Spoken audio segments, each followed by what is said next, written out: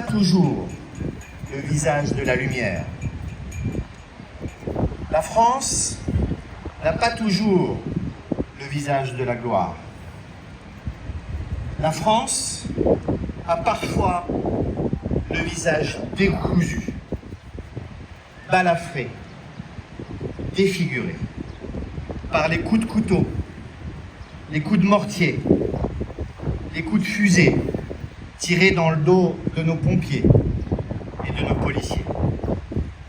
La France a parfois le visage tuméfié de Jean Moulin ou de Pierre Mauger après avoir été battu, torturé par la Gestapo sans jamais dire un mot. La France ne se vend pas à la découpe. La France ne se choisit pas. La France ne choisit pas. La France n'oublie pas ses heures sombres. Elle n'efface pas les gouttes de sang et les accros qui se cachent parfois dans les plis de son drapeau. La France est indivisible, entière. La France est une dans tous ses mystères, glorieux ou douloureux, joyeux ou lumineux. La France, par l'éclat et la grandeur de sa destinée, rend supportable les moments de doute que nous pouvons traverser. La France est un tout. La France est notre histoire. La France est notre présent. Et je le crois et l'affirme devant vous ce matin. La France a de l'avenir. La France est notre avenir, notre bien commun, notre cap, notre horizon, notre espérance. Oui, la France est une espérance et doit redevenir une espérance pour tous nos compatriotes. La France, nous l'aimons tous les jours, en toutes circonstances. Nous la défendons, nous la vivons, nous la proclamons. La France que nous aimons, c'est celle de cette plage, de ce port, de ce remblai qui fera battre nos cœurs à l'unisson ce soir lors du feu d'artifice. C'est la joie d'une glace savourée et partagée. C'est aussi la liberté des femmes et des filles d'enlever le voile sur notre sable quand de très nombreux pays, beaucoup plus sablonneux que le nôtre, elles sont des milliers à oser le faire au péril de leur vie. La France que nous aimons, c'est celle de la responsabilité des parents sur les enfants. La France que nous aimons, c'est celle du code civil, du code napoléonien. Celui qui cause à autrui un dommage s'oblige à le réparer. Il a l'obligation de réparer le dommage. Il ne devrait pas pouvoir faire payer les réparations par les autres, les contribuables, doublement victimes. La France que nous aimons, c'est celle qui nous propose un art de vivre si singulier. S'enivrer des fragrances de jasmin, de rose ou de lavande. Visiter nos églises aux bancs qui grincent, fréquenter nos cafés où le monde se fait et se défait. Se donner rendez-vous pour un apéro à la Paracou ou à un barbecue improvisé au détour d'une soirée d'été. La France que nous aimons, c'est celle qui nous donne à lire sur le visage de nos enfants la joie de découvrir un cadeau au pied du sapin et de la crèche de Noël. La France que nous aimons, c'est celle qui s'incarne à travers le drapeau tricolore volant de notre légendaire patrouille de France, l'une de ses plus belles ambassadrices. La France que nous aimons, c'est celle qui nous enseigne des valeurs qu'il nous faut défendre, cultiver, transmettre. Je voudrais citer deux d'entre elles auxquelles il nous faut rester attachés. La courtoisie, la bienveillance, la galanterie. Mes chers amis, mes chers compatriotes, c'est la France qui nous rassemble aujourd'hui. Nous avons besoin de célébrer la concorde nationale comme nos ancêtres avaient, le 14 juillet 1790, eux aussi eu besoin de se retrouver pour communier après les soulèvements sanglants des premiers mois de la Révolution. Nous avons besoin de nous ressourcer, d'exprimer la joie qui est la nôtre, de ressortir nos drapeaux, nos couleurs, d'échauffer nos voix pour chanter à l'unisson la chance que nous avons de vivre en France. Nous avons besoin de nous donner la main, de nous serrer les coudes pour surmonter ensemble les épreuves que trop de lâcheté nous inflige depuis de trop longues décennies. Comment, mes chers compatriotes, comment a-t-on pu en arriver là?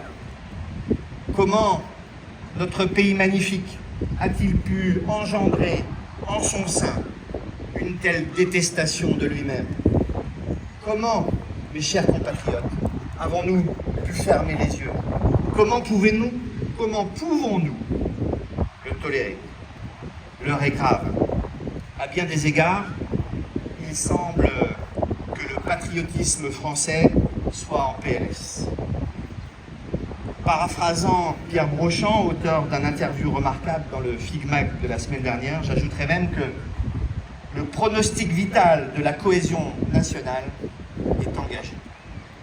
Nous avons plus que jamais besoin de nous retrouver et de célébrer ensemble la joie, l'honneur et le bonheur d'être français, vendéen, sablais, d'un jour ou de toujours.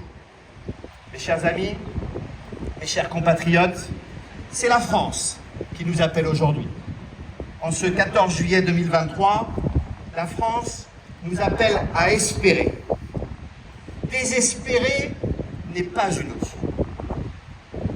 Envahie, asservie, meurtrie, la France a toujours trouvé la force en elle-même de résister et de se relever. Oui, la France nous appelle aujourd'hui à espérer en elle-même, à espérer en nous-mêmes. Nous formons l'une des nations les plus enviées, les plus regardées du monde. Notre pays est en son domaine sur les 5 continents et représente le 2e espace maritime mondial. Notre économie résiste et présente de nombreux leaders mondiaux. Nous sommes capables de projeter nos talents dans l'espace, sur les mers comme dans les abysses. Alors bien sûr, on peut choisir de chérir pour ce qui va mal et cultiver une dépression collective, une sorte de burn-out civique. Ce n'est pas mon choix et ce n'est pas notre voie, du moins pas celle qui provoquera le sursaut, le rebond et le bonheur de ceux à qui nous léguerons notre pays après nous. Ayons foi en notre avenir collectif, relevons-nous nos manches, redéfinissons notre contrat social, la matrice des valeurs élémentaires qui doivent reforger notre cohésion et notre fraternité nationale. Oui, aujourd'hui, mes chers compatriotes, la France nous appelle. Elle nous appelle à l'aimer. Elle nous appelle à nous aimer. Elle nous appelle à l'aimer et à nous aimer sans la renier, sans nous renier. Réapprenons à aimer la France. Réapprenons à faire aimer la France. Comment aimer les autres si on ne commence pas par s'aimer soi-même? Comment se tourner vers les autres sans aucune estime de soi? L'amour de la France, le patriotisme n'ont jamais été aussi utiles à la reconstruction de notre étoffe et de notre cohésion nationale. Oui, la France nous appelle et nous pose une question. Française, Français, est-ce que tu m'aimes? Française, Français, qu'es-tu prêt à faire pour moi? Française, Français, crois-tu en moi? Française, Français, souhaites-tu que je vive? Souhaites-tu que je te survive? Souhaites-tu que l'avenir de tes enfants et petits-enfants s'inscrivent dans cette culture, cette histoire, cette langue, cet art de vivre dans lequel tu t'es épanoui depuis ta naissance? Cette question, ces questions, cela fait des siècles qu'elles ne se sont pas posées avec une telle acuité, avec une telle gravité. Alors oui, les réponses appartiennent à chacune et à chacun d'entre nous, par nos actes, par nos choix, par nos votes, dans le secret de nos cœurs. L'heure est venue de répondre et de choisir.